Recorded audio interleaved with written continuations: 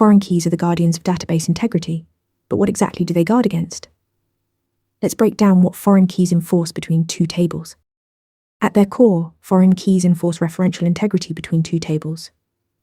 This means they create a rule that says one table's data must reference valid data in another table. Think of it as a contract between a parent table and a child table. The parent table holds the master data, and the child table holds records that must reference that master data.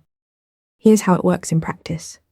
The foreign key column in the child table must match an existing value in the parent table's primary key or unique key. You can't insert a customer order for customer ID 999 if customer 999 doesn't exist in the customer's table.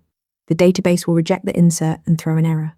This matching requirement is automatic and non-negotiable. This enforcement prevents orphan records, which are rows that reference non-existent parent rows. Without foreign keys, you could have orders pointing to deleted customers, invoices for non-existent products, or comments on posts that no longer exist.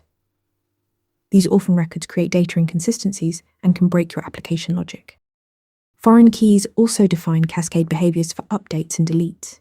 You can set options like cascade to automatically delete child records when the parent is deleted, set null to clear the foreign key value, or restrict to prevent deletion of a parent with existing children.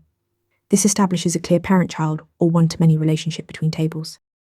In summary, foreign keys enforce referential integrity by ensuring child records always reference valid parent records, preventing data inconsistencies and orphan records. Master this concept and you'll build rock-solid database schemas. Want to nail questions like this in your next interview? Interview Mentor gives you hands-on practice with real questions. Every answer gets a grade with specific, personalized feedback.